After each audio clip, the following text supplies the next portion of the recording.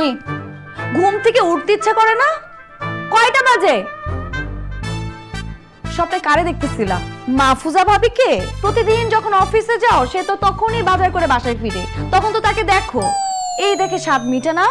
আরে না, এত মানুষ থাকতে আমি মাহফুজা ভাবিলে কেন সবটা দেখবো? একটা কথা বলবা না, একদম চুপ। শুধুমাত্র তোমার জন্য আমার মেয়ের প্রত্যেকদিন স্কুলে যেতে দেরি হয়। তুমি তো দেরি করোই করো, আমার মেয়েরও দেরি হয়ে যায়। আজকে তো মনে হয় স্কুলে যেতে পারবে না। কিভাবে যে তুমি অফিস করো, তোমার অফিসের কথা নয় নাই বললাম। অন্য কথা হলে তোমাকে অফিস থেকে বের করে দিত। শুধুমাত্র তোমার বন্ধুর অফিস থেকে তোমার বন্ধু তোমাকে কিছু বলে না, এখনো চাকরিটা টিকে আছে। এভাবে লাইফ চলে না। এই ওঠো ওঠো ওঠো, ফ্রেশ হবা, ওঠো। স্কুলে নিয়ে যেতে হবে, মেয়েটা স্কুল আজকেও মিস করবে। তাড়াতাড়ি আসো। উফ। আর নাদিয়া কল দিছে। বলো। এই শোনো না, আসার সময় একটু কচুরমুখী নিয়ে এসো তো। মা না কচুরমুখী খাইতে চাইছিল। আচ্ছা ঠিক আছে, নিয়ে আসবো। এই শোনো না, আরেকটা কথা। ওই দেখো তো ইলিশ মাছ পাওয়া যায় কিনা। মানে তোমার কাছে টাকা কি আছে? ইলিশের যে দাম। না, টাকা হবে, অসুবিধা নেই, আনবো। আচ্ছা শোনো না, হ্যাঁ বলো, শুনছি। তুমি কি করো? আমি আমি ভ্যারান্ডা ভাজি, আপনি রাখেন আপনার ফাঁকি বাজি। প্রেমে হাল্লা বাদ দিয়ে মন দিয়ে অফিসে কাজ করো। সামিউল ভাই ছিল বলে চাকরিটা পাইছো। চাকরি গেলে কিন্তু সহজে চাকরি পাবা না। মন দিয়ে কাজ করো, বুঝছো? দোস্ত, একটা কথা বলি তোকে। বল। এই যে তুই এত বড় একটা কোম্পানির মালিক, কিন্তু বাসায় বলিস তুই একটা কর্মচারী। বিদেশে যাইস বলিস কোম্পানির ট্যুর, আবার রেস্টুরেন্টে গেলেও আমার নাম ভাঙাস। এত টাকার মালিক তুই, তারপরও লাইফটা মিডল ক্লাস মানুষদের মতন। এর কারণটা কি দোস্ত? কারণ আমার কাছে মনে হয় প্রাচুর্য মানুষের সুখ শান্তি কেড়ে নেয়। কিভাবে? তুই জানিস আমার প্রতিটা সকাল শুরু হয় নাদিয়ার সাথে খুনসুটি দিয়ে। আমি যে খুব ঘুম কাতুরে লোক তা কিন্তু না, আমি ইচ্ছা করে দেরি করে ঘুম থেকে উঠি। আরও প্রতিদিন সকালবেলা এক একটা অভিনব পদ্ধতি বের করে আমাকে ঘুম থেকে ওঠানোর জন্য। এই যে আমার সকালটা শুরু হয় আমার ওয়াইফের সাথে দুষ্টু মিষ্টি খুনসুটি দিয়ে, এটা কি সবার ভাগ্যে জোটে? জোটে না। এই যে আমাকে ফোন দিয়ে বললো কচুরমুখী নিয়ে আসতে, আবার ইলিশ আনার কথা বলার সময় একটু চিন্তা করছে যে ওর হাজবেন্ড ইলিশ কেনার সামর্থ্য রাখে কিনা। এই মানে এইটার পেছনে যে একটা দরদ না, মানে এই দরদটা থাকবে না যখন ও জানতে পারবে যে আমি অনেক টাকার মালিক। আমার বাবা বিদ্যুৎ বিল দিতে দেরি হলে আমাকে পিচ্চি বাচ্চার মতো ঝাড়ি দেয়। এখন আমার বাবা যখন জানবে যে আমার টাকার অভাব নাই, তখন কি এই মায়া ভরা বকাঝকা আর করবে আমাকে? I don't think so. আমার মা আমার কাছে ছোট ছোট আবদারগুলো করে, সেগুলো আমার কাছে খুব স্পেশাল। সেই আবদারগুলো পূরণ করতে আমার খুব ভালো লাগে। আমার মেয়ে প্রতিদিন সকালবেলা আমার হাত ধরে যখন স্কুলে যায় তখন এটা ওটা কেনার বায়না করে। আমার ওয়াইফ যখন জানতে পারবে যে আমার অনেক টাকা, তখন কি সে আর রান্না করার জন্য রান্নাঘরে যাবে? তখন তো বাড়ির মানুষের জন্য রান্না করবে কোনো কাজের লোক অথবা কোনো শেফ। রাতের খাবারটা একসাথে খাই, একসাথে টিভি দেখি, লুডো খেলি, কারেন্ট চলে গেলে ছাদে গিয়ে গল্প করি। আবার আমার ভুল হলে আমার বউ আমাকে সবার সামনে বকাঝকা করে, ওটাও আমি এনজয় করি। আমার কোনো রাগ নাই, কোনো আফসোস নাই। দোষ এগুলো কিচ্ছু থাকবে না যখন তারা জানতে পারবে যে আমি অনেক টাকার মালিক। মাঝে মধ্যে তো আমার ভয় হয়, আমার মনে হয় আমার সম্পদ, আমার টাকা পয়সার কথা জানার পরে যদি ওরা আমাকে আলাদা করে দেয়, আগের মতো যদি আমার সাথে কথা না বলে, খুব মেপে মেপে হিসাব করে কথা বলে, তখন তো আমার খুব কষ্ট লাগবে রে। আমি তো ওটা মানতে পারবো না। আমি চাই না আমাদের মধ্যবিত্তের সুখ প্রাচুর্যের কাছে হেরে যাক, টাকা পয়সার কাছে হেরে যাক। তার মানে কিন্তু এই না যে আমি ওদেরকে কষ্টে রাখছি। ওদের প্রয়োজন অনুযায়ী, ওদের চাহিদা অনুযায়ী আমি সবকিছু পূরণ করার চেষ্টা করি। রেস্টুরেন্টে নিয়ে যাই খাওয়ার জন্য, ভালো জামা কাপড় কিনে দেই, বছরে 1-2 বার ঘুরতে নিয়ে যাই দেশের বাইরে। আমি কিন্তু কোনো কিছুর কমতি রাখি নাই, শুধু এই সত্যটা গোপন করছি। এই তো। তোর ভাবনাগুলো ফেলবার মতো না। ঠিক আছে, আমি আমার কাজ করি, তুই থাক। কি নিয়ে আসছো? বাজার, তুমি যা জানতে বলছিলে সব নিয়ে আসছি। সবজি, মাছ, ইলিশ। বাজার, সবজি, মাছ এই পর্যন্তই তো আনতে বলছিলাম। এই গুড়া চিংড়ি কেন নিয়ে আসছো? ওই রাতে কম দামে পাইছি তাই নিয়ে আসছি। তো তুমি জানো না বাসায় কোনো কাজের মেয়ে নাই? 3 দিন ধরে বউ আসতেছে না, কেন নিয়ে আসছো এগুলা? এখন এই রাতের বেলায় মাছ কে কাটবে? তুমি কাটবা? না, ওই শুধু ইলিশ মাছ রান্না হবে তাই ভাবলাম যে সাথে যদি একটু লাউ চিংড়ি হয় না, দেখতে কিন্তু খুব ভালো লাগবে। লাউ চিংড়ি দেখতে খুব ভালো লাগবে, একটু জমাই খেতে পারবো আর কি। জমাই খাইতে পারবা।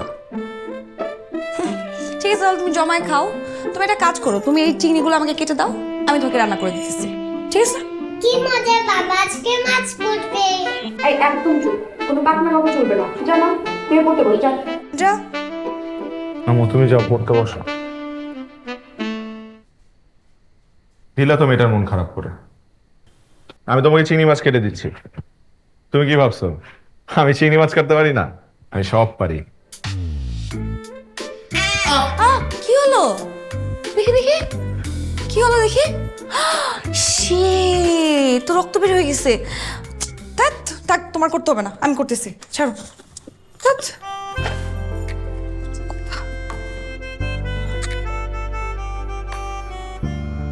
কি দেখো? ভালোবাসা। থাক, ঢং করতে হবে না। আসো, ট্যান্ট লাগাই দিই। আসো। আলহামদুলিল্লাহ। বাবা বসেন বসেন, দই আছে, দই দিচ্ছি। দই এনেছিস? খুব ভালো করেছিস। খাবার দাওয়ার পর একটু দই খেলে খাবারটা হজম হয় খুব ভালো। দই খেয়ে খেয়ে সুগারটা হাই করো। আর কি বলো, রোজ রোজ খাচ্ছি নাকি? সপ্তাহে 1-2 দিন খেলে কিচ্ছু হয় না। এই যে দই, দাও দাও। দইটা খুবই মজা। দেখেন মা, আমাকে অল্প দিও। বুঝলে বৌমা, আগে তো ছিল চিনি পাতা দই, এখন তো সেসব দই পাওয়াই যায় না। তবে এই দইটা কিন্তু খুব ভালো। না না, তুমি নাও, আমি হাড়ি থেকে খাবো। হাড়িটা আমাকে দিও। এই না না, তুই আজকে হাঁড়ি পাবি না। কেন? কতবার তুই খেয়েছিস, এবার আমি আর দাদু ভাই মিলে দইয়ের হাঁড়িটা চেটে পুটে খাও, তাই না দাদু ভাই? ইয়ে, সেই মজা হবে। হ্যাঁ একদম। অল্প অল্প অল্প নে। চার উঠছে। না, 5। চার বাবা, এটা আরে 5 উঠছে। দেখাই তো যায় না। বৌমা, হারিকেন নিয়ে আসছো কেন বলো তো? চার্জার লাইটটা নিয়ে আসবে না? কিছুই দেখা যায় না। হারিকেনই তো ভালো মা। মনে নাই ছোটবেলায় কারেন্ট চলে গেলে আমরা ছাদে বসে এসে লুডো খেলতাম একসাথে, তখন কিভাবে দেখতাম? হারিকেনেই তো দেখতাম। এটা ব্যাপার আছে বাবা। হ্যাঁ একদম ঠিক বলেছিস, হারিকেনই ভালো, তাই না? এই যে চক্কা চক্কা চক্কা চক্কা চক্কা চক্কা চক্কা। কোথায় ছয়? বাবা কি, তোমাকে আমার টিমমেট নেওয়াই ভুল হয়েছে। ছয়, ছয়। কি বাবা, আপনার ছেলে কিন্তু চাল চুরি করে। মোটেও না, তোমরা সবাই মিলে বাবাকে হারাতে চাও। রাইট। তাই না? তুই বাবা বাবা, আর মা কিছু করে না। এখনই শুয়ে পড়বা? কেন? ইদানিং তুমি আমার দিকে খেয়ালই করছো না। খেয়াল করি না মানে? আমি তো সারাক্ষণ তোমার দিকেই তাকায় থাকি, তোমারই দেখি। কোচও দেখো, আমি যে ইদানিং ডায়েট করতেছি, শুকানোর চেষ্টা করতেছি, একবারও নোটিস করছো এটা? ও, শুকাইছো নাকি? এই বয়সে কার জন্য শুকাইতেছো? মাহফুজা ভাবির হাজবেন্ডের জন্য। যত সব, তোমার সাথে ভালোভাবে কথা বলে উচিত। একটু দাও ভালোবাসা, আর দিও না জ্বালা, কন্যা হৃদয় দাও।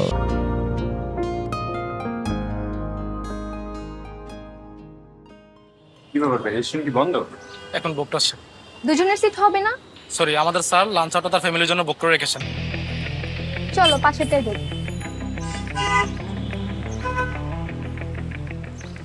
আচ্ছা, সেট মেনু 2 নেই না? আচ্ছা, সেট মেনু 2 5টা দিবেন। আর ডেজার্ট কি খাবেন মা? ব্রাউনি খেলে কেমন হয়? হ্যাঁ, আপনাদের এখানে ব্রাউনিটা কেমন? স্যার আমাদের এখানকার ব্রাউনিসটা অনেক ভালো, আপনি ট্রাই করে দেখতে পারেন। আমি ব্রাউনি খাবো না, আমি আইসক্রিম খাবো, আইসক্রিম খাবো, আইসক্রিম খাবো। আইসক্রিম খাওয়া যাবে না, ঠান্ডা লাগবে তোমার। আচ্ছা থাক না, আইসক্রিম খেতে যাচ্ছে, আইসক্রিম খাবে। আমাদের ব্রাউনিসের সাথে আইসক্রিম আছে, আপনি চাইলে মিক্স করে নিতে পারেন। ও তাহলে মিক্স করে দেন। জি স্যার, ওকে 5টা দিবেন। Okay sir, thank you so much. আচ্ছা আমি একটা জিনিস বুঝলাম না, যখনই তুমি আমাদেরকে নিয়ে খেতে বের হও তখন যে রেস্টুরেন্টে যাই সেই রেস্টুরেন্টই ফাঁকা থাকে। হ্যাঁ রে রাকিব, আমি না এটাও খেয়াল করেছি, মানে যখনই আমরা একসাথে কোথাও খেতে যাই ওই রেস্টুরেন্টে আমরা ছাড়া কোনো কাস্টমারই নাই। হ্যাঁ, কিভাবে? এটা আমি কি করে বলবো বলো তো? লাকিলি হয়তো বা হয়ে যায়, তোমাদেরকে নিয়ে যখন খেতে আসি তখন অন্যরা কেউ খেতে আসে না, অথবা তোমাদেরকে নিয়ে যে রেস্টুরেন্টে খেতে আসি ওই রেস্টুরেন্ট অত একটা ভালো না, চলে না, রেস্টুরেন্ট হইতে পারে না। কিন্তু এই রেস্টুরেন্ট দেখলে তো মনে হয় না যে চলে না, ভালোই চলার কথা। অনেক সুন্দর না restaurant টা? অনেক সুন্দর। কিন্তু ভালোই লাগছে যে আশেপাশে কোনো মানুষ নেই, আমরা আমাদের মতো করে খেতে পারতেছি, আমরা আমাদের মতো আছি, এটা কিন্তু ভালো লাগছে, কোনো কমপ্লেন নাই।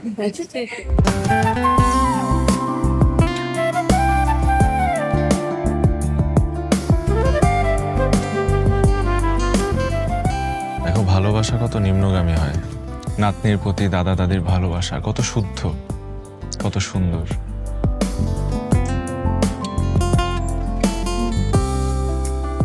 আসসালামু আলাইকুম স্যার। স্যার আপনি এখানে? স্যার সামিউল স্যার এটা কোনো কাজ করলো? ওই কোম্পানির ভেন্ডরের লিস্ট থেকে আমাদের নামটা বাদ দিয়ে দিছে। স্যার আপনি একটু কথা বলে দেখেন না, যদি কিছু করা যায় স্যার। বোকা বন্ধু আমার। স্যার কেমন আছিস তুই? জি স্যার। কি স্যার স্যার শুরু করলাম আমি বুঝলাম না। আমি মানলাম যে হ্যাঁ অনেক অভিমান আছে, কোম্পানির সাথে কোম্পানির একটা দ্বন্দ্ব আছে, কিন্তু তাই বলে ভাই তুই সামিউলে গিয়ে স্যার স্যার কর, আমারে স্যার করিস না। আয় দেখা হয়েছে এতদিন পর, আয় বুকে আয়, বুকে আয় বেটা। দূর হাবিব সাহেব, বন্ধু বলে জড়াই ধরছি, কমন সেন্সটা কাজে লাগান। আপনিও বন্ধু বলে ভাবিকে সালাম দিয়ে কেটে পড়েন। ও উনি হচ্ছে হাবিব, না উনি হচ্ছে আমার ছোটবেলার বন্ধু, বুঝছো? ভাই আসসালামু আলাইকুম। ওয়ালাইকুম আসসালাম। তো কি খুব জগিং হচ্ছে নাকি? হ্যাঁ জগিং ভালো, শরীর সুস্থ থাকা খুব খুব জরুরি, খুব জরুরি। কতক্ষণ জগিং করবি? তাই না, বাবা মার সাথে পরিচয় করাই দিই, আয়। না স্যার বন্ধু আজকে না, আজকে না, আমার পেটটা একটু ব্যথা করতেছে তো, একটু বাসায় তাড়াতাড়ি যেতে হবে। ও তাহলে বাসায় চলে যা, কারণ পেটে ব্যথা অবস্থায় এরকম থাকা উচিত না। যা বাসায় চলে যা। জি আমি হ্যাঁ, যাচ্ছি। হ্যাঁ, ভাবি আসি, আসসালামু আলাইকুম। হাইটা হাইটা না, দৌড়াই যা, পরে আবার বিপদ হয়ে যাবে না রাস্তাঘাটে যদি কোনো কিছু আবার। আল্লাহ হাফেজ, দেখা হবে দোস্ত, ভালো থাকিস, আল্লাহ হাফেজ। সত্যি করে বলো তো ঘটনাটা কি? কিসের ঘটনা? এই যে উনি এসে তোমাকে স্যার স্যার বলছে, আবার বলছে সামিউল ভাই নাকি তাকে বাদ দিয়ে দিয়েছে, তোমাকে আবার রিকোয়েস্ট করছে তাকে যাতে আবার নেয়। আমি বুঝলাম না। হ্যাঁ আমি পুরো ঘটনাটা বুঝাই বলতেছি তোমাকে। ওর কোম্পানির সাথে আমাদের কোম্পানির একটা ডিলিং ছিল, বুঝছো? ওরা আমাদেরকে র ম্যাটেরিয়াল সাপ্লাই করতো, কিন্তু লাস্ট কয়েক মাস ওদের ম্যাটেরিয়ালসের মধ্যে একটু ডিফেক্ট পাওয়া গেছে, তাই রাগ করে অভিমান করে সামিউল ওদের সাথে সব কন্ট্রাক্ট বাদ দিয়ে দিচ্ছে আর কি। এটাই এখন কি করবো, দেখো দেখা হয়েছে এতদিন পর, তারপরে আমার বন্ধু তো দিন শেষে, তাই না, ছোটবেলার বন্ধু, এখন খারাপ ব্যবহার তো করতে পারি না। রাকিব, এই লোকটা তোমার বন্ধু? হ্যাঁ। আমি কি চোখের মাথা খেয়ে ফেলেছি যে কিছু বুঝতে পারছি না? কেন? মানে এই লোকটা তোমার থেকে না হলো 20 বছরে বড় হবে, বন্ধু কিভাবে হলো? আরে বন্ধুত্বে কোনো বয়স আছে নাকি? এই গ্রামে এগুলো চলে, 20, 25, 30 বছরের পার্থক্যে বন্ধু হয়, এরকম অনেক আছে। গ্রামে তো থাকো নাই, যাও যাও না, বুঝবা কি করে? চলো না ওদের সাথে জয়েন করি। আসো। কি তুমি আমার এক বয়স্ক বন্ধুরে নিয়ে পড়ে আছো?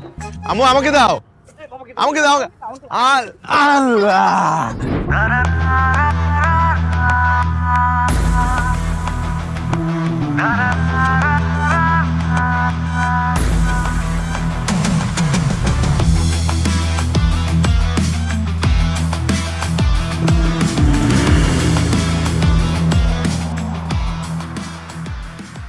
বিশ্বাস করেন ভাবি, হুবহু রাকিব ভাইয়ের মতো। রাকিব ভাইয়ের মতো কি, ওটাই রাকিব ভাই। আমার কথাটা একটু বিশ্বাস করেন। বিশ্বাস করবো আপনার কথা? কি বলতেছেন ভাবি? মানে একটা সুন্দরী রমণী এসে আমার হাজবেন্ডকে রাস্তায় দাঁড়িয়ে কোটটাই পরাই দিয়ে নিয়ে চলে গেল, মানে এত সহজ? আমি তো আমার হাজবেন্ডকে চিনি, তাই না ভাবি? আমার হাজবেন্ড মেয়ে মানুষের আশেপাশে ঘেসতেই পারে না, ঘেসলে 100 হাত দূরে চলে যায় এক লাফ দিয়ে। ভাবি গো, পুরুষ মানুষের কোনো বিশ্বাস নাই, এরা বাইরে এক ভিতরে আরেক। আচ্ছা শুনেন, আপনি কি রাকিব ভাইয়ের মোবাইলের পাসওয়ার্ড জানেন? না জানলে কোনো অসুবিধা নাই, জেনে নেবেন। তারপরে ফেসবুক মেসেঞ্জারে ঢুকে চেক করে দেখবেন, কিছু না কিছু আপনি নিশ্চয়ই পেয়ে যাবেন। কোনো বড় লোকের মেয়ে আপনার জামাইয়ের মাথা খাচ্ছে ভাবি, আমি একদম শিওর। ভাবি আমার কি মনে হয় জানেন, আপনার না রাতের ঘুমটা একটু কম হয়েছে ভাবি, এই জন্য উল্টাপাল্টা কথা বলতেছেন। কোনো উল্টাপাল্টা না ভাবি, আমি নিজের চোখে তো অবিশ্বাস করতে পারি না। আশ্চর্য ভাবি। তো চোখের একটা ভালো ডাক্তার দেখান, একটা চশমা নেন আপনি। ঠিক আছে ভাবি, আমার কথা বিশ্বাস করলেন না তো? সত্য সব সময় তিতা লাগে। আজকে যাই।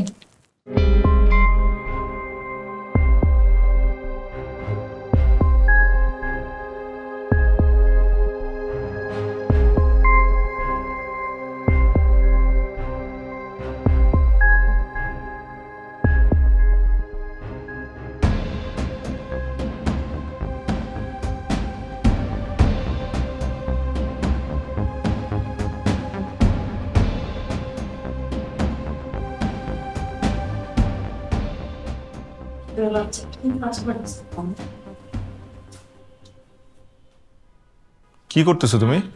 কি কি করব? সাইলেন্ট করতেছি তোমার ফোন। তোমাকে না বলছি রাতে বেলা ফোন সাইলেন্ট করে রাখবা, উঠা যাবে তো না হলে ঘুম থেকে। কে শোনে কার কথা? ধরো ধরো। আমি ভাবলাম ফ্রেশ হয়ে এসে তারপর। আচ্ছা ঠিক আছে ঠিক আছে, তুমি ফোনের মধ্যে পাসওয়ার্ড দিয়ে রাখছো কেন? পাসওয়ার্ড কি? Nadia, I love you. হইছে, এখন আর আই লাভ ইউ বলতে হবে না। পাসওয়ার্ড কি সেটা বলো। নাদিয়া, আই লাভ ইউ, এটাই পাসওয়ার্ড। আমার ঢং আর শেষ হয় না। হ্যালো, আসসালামু আলাইকুম স্যার। ওয়ালাইকুম সালাম। জেরিন, জি স্যার। শুনেন, একটা কাজ করেন, আজকে আমাকে নিতে আসতে হবে না, আমি আমার মতো চলে আসতেছি, আপনারা আপনাদের মতো চলে যান। Okay sir, okay, let's move.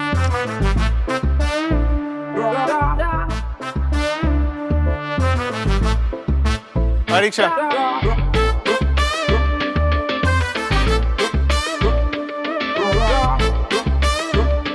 ওদিকে চলেন।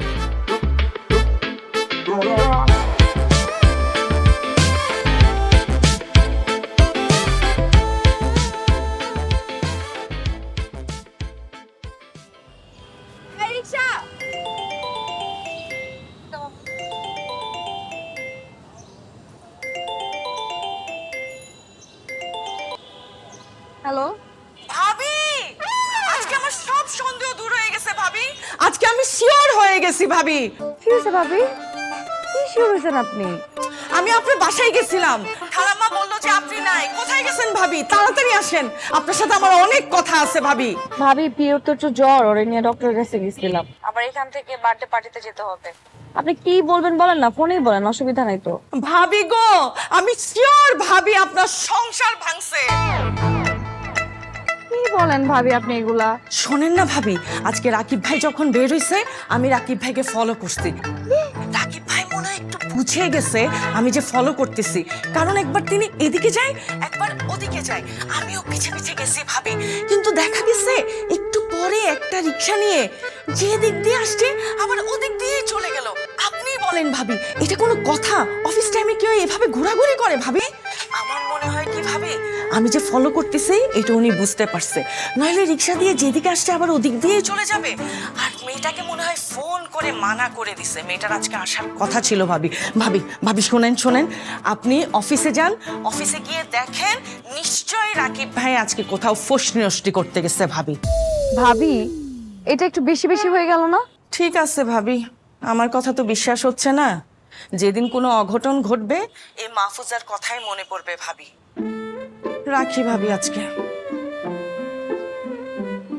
মাম্মা মাম্মা আমরা নানুর বাসায় যাব না? যাব। এক্সকিউজ মি, আমি মিস্টার রাকিবের সাথে দেখা করতে আসছি। আমি মিসেস রাকিব। ও শিওর ম্যাম। উনি কে আছেন? ভাবি আপনি এখানে? ও ভাই, আসসালামু আলাইকুম। কি মনে করে? এই আসলাম আর কি রাকিবের সাথে দেখা করতে। আর রাকিবের সাথে? ও আছে অ্যাকাউন্ট রুমের দিকে আছে। ভাবে আপনি একটু ওয়েট করেন, আমি দেখছি। আপনি তো রাকিবের সাথে দেখা করবেন, আমার সাথে আর দেখা করবেন না। কিছু বলেন না ভাইয়া। আসেন মা, চলো। এমনি ভালো আছেন তো? এমনি ভালো আছি। আচ্ছা মা, আচ্ছা একটু এখানে বসতে না? হবে এখানে। আচ্ছা ঠিক আছে। ঠিক আছে, থ্যাংক ইউ। আমি ডেকে হ্যাঁ অবশ্যই, বসো বাবা। দেখছো বাবার অফিস কত বড়, কত সুন্দর। হ্যাঁ দিস ইজ অ্যাবসার্ড। আপনার অডিট টিম চেঞ্জ করেন, রিপোর্টে অনেক ভুলভাল আছে। এভাবে তো হয় না। নতুন টিম ক্রিয়েট করে তারপর আবার আবার রিপোর্ট দেন। ওকে স্যার, হয়ে যাবে। কি ঠিক আছে? আপনি সবসময় বলেন ঠিক আছে। কি রে, ভূত দেখছিস নাকি? আরে তার থেকেও সিরিয়াস, ভাবি আসছে। কার ভাবি? তোর ভাবি। ও, আরে আমার ভাবি। তোর ভাবি মানে নাদিয়া? নাদিয়া অফিসে আসছে? আমাকে তো বলে নাই। বলছো অফিসে আসবে, আমি তো জানি না। তাড়াতাড়ি কর, তাড়াতাড়ি কর, তাড়াতাড়ি কর। স্যার আমি আছি। এই দাঁড়ান, আপনি এখানে আসেন। স্যার আপনি এখানে আসেন, আমার চেয়ারে এসে বসেন। স্যার আরে যা বলতেছ ওটা করেন না, ফাস্ট করেন, ফাস্ট ফাস্ট। আমি আপনার চেয়ারে কিভাবে বসবো? আরে ভাই বসেন না রে ভাই। বসবো? হ্যাঁ চুপ। হ্যাঁ আমি ঠিক আছে। হ্যাঁ তামিল ভাই, আরে তুমি নাদিয়া অফিসে আজকে না বলে হুট করে? বললাম না ভাবি তোকে সারপ্রাইজ দিতে আসছে। What a pleasant surprise. হ্যাঁ তামিল ভাইয়ের অফিস তো কখনো দেখা হয় নাই। হয় নাই? না এই জন্য। ও হ্যাঁ, তাই তো, তুমি তো অফিসেই আসো নাই কখনো। হ্যাঁ অনেক সুন্দর করে করছো, অনেক বড় অফিস। তুমি কি বলতে চাচ্ছ এটা শুধু সামিউল ভাইয়ের অফিস? এটা কি আমার অফিস না? আমি কিন্তু কষ্ট পাইলাম, দেখো এটা তো আমারও অফিস। আশ্চর্য, তুমি দেখবা না তোমার হাজবেন্ড কোথায় চাকরি করে? হ্যাঁ কত বড়। কি পানি খাবেন নাকি? কি? না, ইটস ওকে, থ্যাংক ইউ। ও উনি হচ্ছে আমাদের অ্যাকাউন্টস ম্যানেজার। ও আসসালামু আলাইকুম। ভালো আছেন না? জি আপনি ভালো আছেন? আমরা সবাই খুব ভালো আছি। তো ডক্টর কি বললো? এভাবে হাসতেছো কেন? ডাক্তার কি বললো? ডক্টর দেখালাম, ডক্টর বললো যে কিছু টেস্ট করাতে হবে আর ওষুধ লিখে দিচ্ছে। তুমি চলো না, তোমার রুমে গিয়ে বসি, তুমি কাজগুলো শেষ করো, তারপর একসাথে দাওতে যাবো। বসতে হবে না ভাবি, বসতে হবে না ভাবি। না মানে ওই যে কই যেন যাবেন বললেন, অপেক্ষা করে কি হবে? তুই আর ভাবি বের হয়ে যা না এখনই। হ্যাঁ হ্যাঁ হ্যাঁ হ্যাঁ হ্যাঁ, কিন্তু দোষ আমাদের দাওয়াত তো সন্ধ্যায়। আরে দাওয়াত সন্ধ্যায় তো এখনই বের হয়ে যাবি। ভাবির সাথে একটু লাঞ্চ করলি, একটু গিফট কিনলি, বাবুকে নিয়ে একটু, বাবু একটু শিশু পার্কে গেলি। ঠিক আছে, কিন্তু আমার অফিসে তো অনেক কাজ। আমি সব সামলে নিব, আমি তোর বন্ধু না, একদম নিশ্চিন্ত থাক। তোর মতো বস যদি প্রত্যেকটা মানুষ পাইতো রে। আর তুইও যদি এরকম আজীবন আমার প্রশংসা করতি রে। আল্লাহ হাফেজ। আল্লাহ হাফেজ ভাবি। ভাইয়া ভালো থাকবেন। আল্লাহ হাফিজ। জি। আল্লাহ হাফিজ ভাইয়া। চলো। ইউ খুশি তুমি?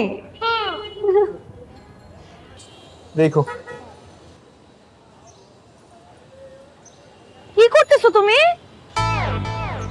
কে? আরে তুমি এই গাড়ি তুলতেছো কেন?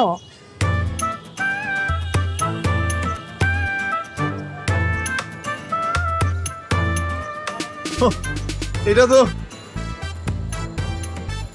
না, মানে এটা তো না, আমি আসলে এইটা হুট করে চলে আসছো না অফিসে। আমি না খুশির চোটে মানে নার্ভাস হয়ে সামিলের গাড়ি না, জি স্যার। সামিলের গাড়িতে উড়ে যাচ্ছিলাম। সামিউল স্যার বলছে ম্যাডাম নিয়ে এগিয়ে যেতে স্যার। তামিল ভাই দ্বারা এটা সম্ভব। জীবনে পাইছিল একটা বন্ধু। হ্যাঁ আসো আসো, চলো আমি ওঠো।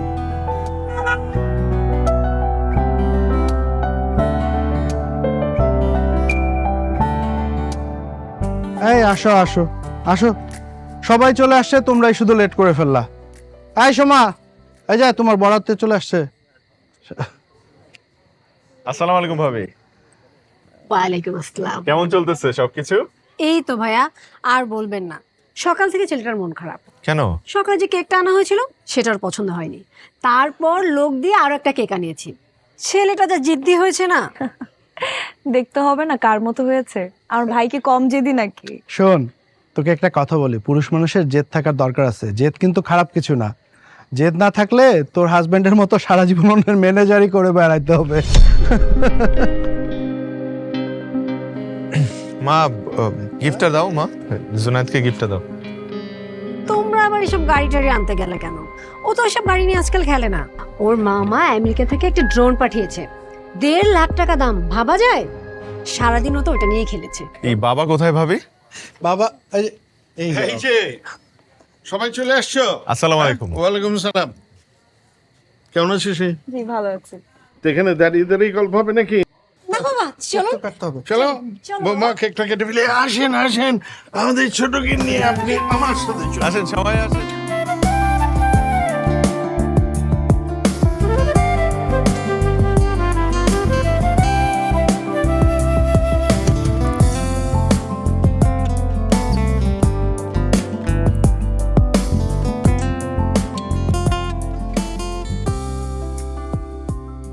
আকিব, জি তোমার দিনকাল কেমন চলছে এখন? জি ভালো ভাইয়া। ভালো। তো আর কতদিন এরকম অন্যের চাকরি করবা? চাকরি করা মানে জানো তো, চাকরি করা মানে হচ্ছে চাকরের মতো কাজ করা। আমি বুঝি না তোমরা এখনকার ছেলেপেলেরা কেন যে মানে শুধু চাকরির পেছনেই ছোট। বুঝলেন বাবা, দেশে শুধু চাকরিজীবী পাওয়া যায়, উদ্যোক্তা আর পাওয়া যায় না। ভাইয়া, ও কিন্তু এখন সিনিয়র ম্যানেজার, ভালো অবস্থায়। সিনিয়র ম্যানেজার হয়ে তোর জামাই কয় টাকা বেতন পায়? 1.5 লাখ। 1.5 লাখ টাকা। 1.5 লাখ। শোনো, বাকিটা জীবন এরকম মধ্যবিত্তের মতো কাটাই দিও না। একটু চেষ্টা চরিত্র করো, ব্যবসা ট্যাবসায় মনোযোগ দাও। জীবনে যদি উন্নতি করতে হয়, আগাইতে হয়, ব্যবসার মধ্যে দিয়ে আগাইতে হবে। ব্যবসা ছাড়া কিন্তু আগানো যাবে না। মা দেখো, ইও আমার ট্যাপটা ভেঙে ফেলেছে, দেখো ওপেন হচ্ছে না। হাই হাই, এটা তুমি কি করছো পিউ? তুমি জানো এটার দাম কত? ওর খালা অস্ট্রেলিয়া থেকে এটা পাঠিয়েছে, 1 লাখ টাকা দাম। হ্যাঁ, বৌমা, বাচ্চা মেয়ে, ওকে এত কিছু বোঝে? নানু ভাই আসো তুমি আমার কাছে। পিউ, তুমি মন খারাপ করো না বাবা, তোমার খালাকে বলবো। আর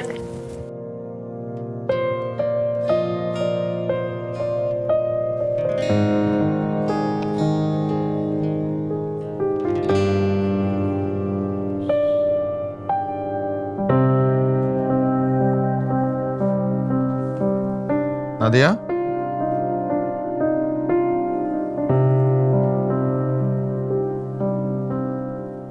নাদিয়া, বলো, শুনতেছি। তুমি কি কোনো কারণে রাগ করছো? তো রাগ করবো না তো কি করব? হ্যাঁ, ভাইয়া ভাবিরা কি পরিমাণে অপমান করলো সবার সামনে। 4-5 হাজার টাকা দিয়ে তুমি একটা গিফট কিনে দিলা। এই খেলাটা না কিনে একটু দামি খেলা তো কিনে দিতে পারতাম, তাই না? আমি বলছিলামও তোমাকে, না সেটা করলা না। ভাবে ভাই বোনেরা থাকে বিদেশে, সবসময় জুনাককে দামি দামি গিফট কিনে দেয়। আর আমি তোর ফুপু, ফুপু হয়ে আমি কি গিফটটা দিলাম? কথা তো শোনাবেই। ভাইয়া ঠিকই বলছে, সবসময় সামিউল ভাইয়ের উপর ভরসা করে থাকি। আমার জীবনটাই পার হবে চুলা ঠেলতে ঠেলতে। কি বলতেছো তুমি? ঠিকই বলতেছি। শোনো, তুমি একটা কাজ করবা, তুমি বাবাকে বলবা যে তোমাদের গ্রামের একটা জমি আছে, সেই জমিটা বিক্রি করে তোমাকে যাতে কিছু টাকা দেয়, এটা দিয়ে একটা বিজনেস শুরু করো। কিছু একটা করো। কি বিজনেস করবা সেটা যদি তোমার বুদ্ধিতে না আসে, তুমি সামিউল ভাইকে জিজ্ঞেস করো, তার কাছ থেকে একটা বুদ্ধি নাও। ও, সেই বুদ্ধি নিতেও তো তোমার আবার কষ্ট হয়ে যাবে, তুমি পারবা না বুদ্ধি নিতে। তাহলে আমি তাকে ফোন দিই, আমি জিজ্ঞেস করি কি বুদ্ধিতে করা যায় বিজনেস। পাগল হয়ে গেছো নাকি? হ্যাঁ, পাগল হয়ে গেছি, একদম পাগল হয়ে গেছি। আমার আর মানুষের কথা শুনতে ভালো লাগে না। যখন প্রেম করতা তখন কত কথা শোনাইছো আমাকে, যে নাদিয়া তোমাকে আমি কোনোদিন কোনো কষ্ট ফিল করতে দিব না, আমার দ্বারা তুমি সবসময় ভালো থাকবা, সবসময় আমি তোমাকে সুখে রাখবো। এই আমার সুখ, খুব সুখে সংসার করতেছি আমি, খুব ভালো আছি। ভালো লাগে না আমার এগুলো আর।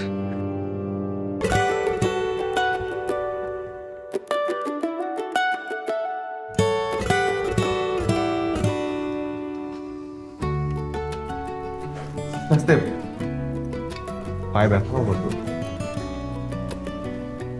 বাচ্চার ঘরে বইয়ের পা ভাঙা, আমি বোধহয় পৃথিবীতে প্রথম। কিন্তু তুমি যদি আমার সাথে পালায় না আসতা, তাহলে তো আমি ভাঙা মন নিয়ে শহরে শহরে দেবদাসের মতো ঘুরে বেড়াতাম। ইস, কি আমার দেবদাস রে। এখন তো খুব মিষ্টি মিষ্টি কথা বলছো, পরে সবকিছু মনে থাকবে তো?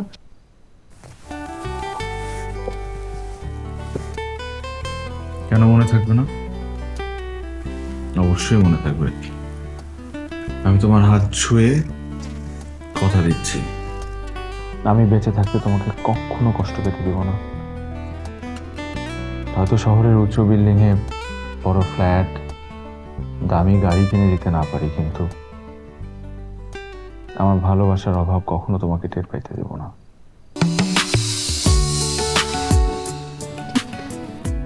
ঠিক ঠিক ঠিক।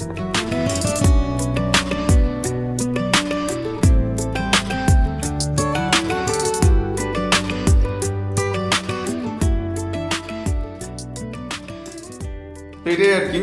আপাতত কালকে মিটিংটা নিয়ে আমরা প্রেজেন্টেশন রেডি করি। কালকে মিটিংটা সেট করে ফেলেন 2টার সময়। জি স্যার, ওয়েস্টার্নে করবো স্যার। করতে পারেন। আর কালকে অবশ্যই তুই থাকবি আমার সাথে। হ্যাঁ হ্যাঁ বলো। বাবা আমাকে ফোন দিছিল, তুমি নাকি নতুন একটা ট্যাব কিনে জোনাইদের জন্য পাঠিয়েছো। পাঠাইছি তো। কেন, কি হয়েছে? কি হয়েছে মানে? তুমি টাকা কোথায় পাইছো ট্যাব কেনার? আরে টাকা সামিউল দিছে। কালকে ঘটনা শুনে ও খুব রাগ করছে, বললো যে খেলতে গিয়ে ভাস্তি একটা জিনিস নষ্ট করে ফেলছে, এর জন্য এত কথা শোনানোর কি আছে। এটা ওর খুব খারাপ লাগছে, তাই ও আমাকে টাকা দিছে আর আমি টাকা দিয়ে একটা ট্যাব কিনে পাঠিয়ে দিছি। আমি জানতাম এটা সামিউল ভাইয়েরই কাজ হবে। তোমার বন্ধু ভাগ্য দেখলে যে কারো হিংসা হবে। কিন্তু একটা দুঃসংবাদ আছে। দুঃসংবাদ?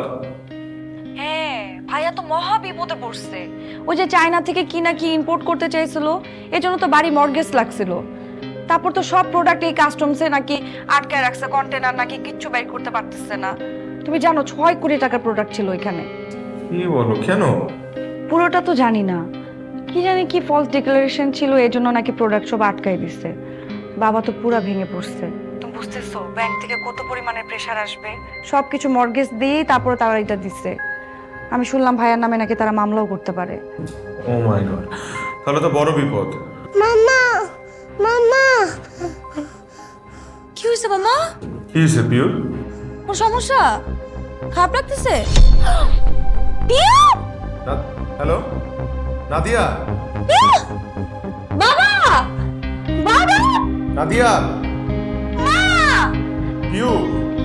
আপনাদের বাচ্চার হার্টে একটা ছিদ্র আছে। হার্টে ছিদ্র মানে? হঠাৎ করে হার্টে ছিদ্র কোত্থেকে আসলো? না না, হঠাৎ করে না, এটা জন্মগত। বাচ্চা যখন ছোট থাকে তখন এগুলো টের পাওয়া যায় না। বড় হলে যখন এগুলো হালাকি করে প্রবেদন করে তখন করে কখন যায়। কি বলছিস? এখন এখন আমার মেয়ের কি হবে? কি হবে এখন আমার মেয়ের? ঘাবড়াবেন না, আমাদের কাছে চিকিৎসার ব্যবস্থা আছে। ওর ওপেন হার্ট স্যাম্পল করো। Open heart? এটা কি বলতেছেন আপনি? এতটুকু ছোট বাচ্চার ওপেন হার্ট কি করে হয়? এটা ছাড়া এটা করতে হবে এবং দ্রুতই করতে হবে। কিছু খরচাপাতির ব্যাপার আছে, প্রায় 15 লাখ টাকা। যে টাকার ব্যবস্থা হয়ে যাবে। আপনি প্লিজ আমার মেয়ের অপারেশনের ব্যবস্থা করে ডাক্তার। নাদিয়া, টাকার বিষয়ে বলবো? হ্যাঁ টাকাটা কিভাবে জোগাড় করবা তাই তো? ভাইয়ের কাছ থেকে তো চাইতে পারবো না, ভাইয়া তো নিজেই ডুবে বসে আছে ব্যবসা নিয়ে। কার কাছে চাইতে হবে? সামিউল ভাই আসি তো, এক সামিউল ভাই, তার কাছে চাইতে হবে, তার কাছে চাইতে হবে। না আমি তুমি কি চাইতে পারবে না তাই তো? লজ্জা লাগবে তোমার কাছে চাইতে, তাই না? আচ্ছা চাইতে হবে না, এমনি সময় তো সবসময় চাও, সবকিছু করো তাকে দিয়ে। এখন আমার মেয়ের অপারেশন তুমি চাইতে পারবে না, ওর চাইতেও হবে না। তোমার যদি এতই লজ্জা লাগে, এতই যদি তুমি কিছু করতে না পারো, আমি দরকার তার সাথে কথা বলবো। আমি যাচ্ছি। আল্লাহর অশেষ রহমত, পিউ এখন সম্পূর্ণ সুস্থ। হ্যাঁ বাবা। সালাম ভাবি। সালাম আঙ্কেল। ওয়ালাইকুম সালাম। ভাবি, পিউ এখন কেমন আছে? আলহামদুলিল্লাহ ভাইয়া। আলহামদুলিল্লাহ, শুনে একটু সাহস পেলাম। সামিউল ভাই, আপনি যে উপকারটা আমাদের করলেন, এই ঋণ আমরা কিভাবে শোধ করবো বলেন ভাই? এখনকার যুগে আপনার মতো মানুষ পাওয়া মানুষের ভাগ্যের ব্যাপার। আপনি যদি আমাদেরকে এতগুলো টাকা না দিতেন, আমরা হয়তো আমাদের মেয়েটাকে বাঁচাতে পারতাম না। আপনি তো জানেনই রাকিব খুব সহজ সরল একজন মানুষ। ও এতগুলো টাকা কিভাবে জোগাড় করতো? এই ঋণ আমরা শোধ করতে পারবো না সামিউল ভাই। ভাবি আই এম সরি, আমি একটা কথা আপনার কাছে গোপন করেছি ভাবি। আপনি যে প্রশংসা করছেন, যা কিছু বলছেন আমি করেছি, তার কোনো কিছুরই যোগ্য আমি না। আমি ওর জন্য কিছু করিনি, আমাকে কিছু করতে হয়নি। যা কিছু করার রাকিবই করেছে। মানে রাকিব করেছে মানে বুঝলাম না। আমি অনেকদিন ধরে একটা কথা আপনার কাছে গোপন করেছি, আজকে না বলে পারছি না। আপনি যে কোম্পানিটা দেখেন সেই কোম্পানির মালিক আমি না, আমি কর্মচারী, রাকিব মালিক। সে যে এত বড়লোক ভাবি সেটা কাউকে জানাতে চায় না। কত কত মসজিদ মাদ্রাসা যে রাকিবের টাকায় চলে তার কোনো ঠিক ঠিকানা নেই। প্রায় 300 ছেলেপেলের ভরণ পোষণের দায়িত্ব নিয়ে নিয়েছে শুধুমাত্র রাকিব। বলছেন সামিউল ভাই রাকিব এগুলা? এটাই সত্যি। আপনার কাছে বিশ্বাস নাই হতে পারে, পুরো পৃথিবীর কাছে অবিশ্বাস্য লাগলেও এটাই সত্যি। কিন্তু ও আমাদের কাছে কেন লুকাবে? কারণ ওর মনে একটা ভয় আছে। ভয়? কিসের ভয়? রাকিব মধ্যবিত্ত জীবন চায়। ও মনে করে এত অর্থ, বিত্ত, বৈভব, প্রাচুর্য এই সব কিছু থাকলে ওর যে মধ্যবিত্ত জীবনের যেই লোভ, যেই সুখ, যেই ভালোবাসা, পারিবারিক বন্ধন, খুনসুটি, এই সব কিছু হারিয়ে যাবে। কি সুন্দর করে আপনারা সুখ দুঃখ ভাগ বাটোয়ারা করেন, এই কিছুই আর থাকবে না। রাকিব আসলে ভাবি মধ্যবিত্ত জীবনের যে আনন্দ, যে সুখ, সেটাই সবসময় পেতে চেয়েছে। কিন্তু তাই বলে না ভাইয়া, আমার মনে বিশ্বাস হচ্ছে না। মারে সামিল যা বলেছে সবই সত্যি।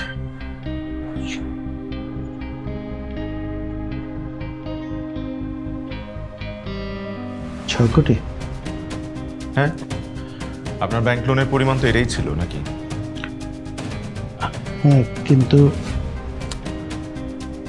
আপনি শুধু নাদিয়ার বড় ভাই না, আপনি আমারও বড় ভাই। আর আপনজনদের বিপদে পাশে দাঁড়ানো তো উচিত, তাই না? দেখো ভাই, মানে আমি তোমাকে মানে কি বলবো, না বুঝে অনেক সময় ছোট করে অনেক কিছু বলে ফেলছি ভাই। তুমি প্লিজ আমাকে ক্ষমা করে দিও। না না ভাইয়া, প্লিজ। আপনজনদের কখনো ক্ষমা চাইতে হয় না। আপনি এই লোনটা শোধ করে বিজনেসটা আবার শুরু করেন, but this time you have to promise me যে আপনি বিজনেসটা অনেস্ট ওয়েতে করবেন। বাবা, একটা অনুরোধ করতাম, এই পুরো বিষয়টা কেউ না জানলেই ভালো, স্পেশালি নাদিয়া। প্লিজ জানবেন।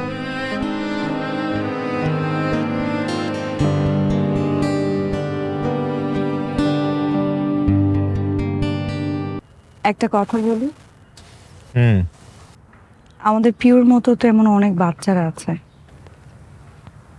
যাদের এরকম রোগ হয়, তাই না? হ্যাঁ হয়। তাদের মধ্যে তো এমন অনেক গরিব মানুষও আছে যারা টাকার অভাবে তাদের সন্তানের চিকিৎসা করাতে পারে না।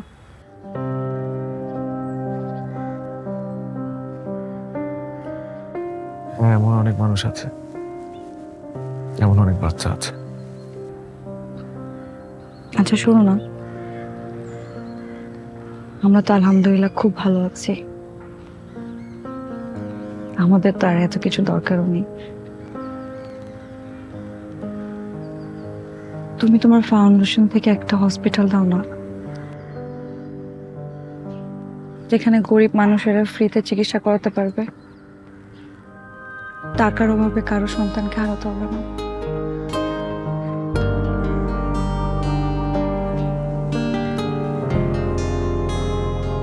তোমার চিন্তা ভাবনা এত সুন্দর, এটা তো আমার জানা ছিল না।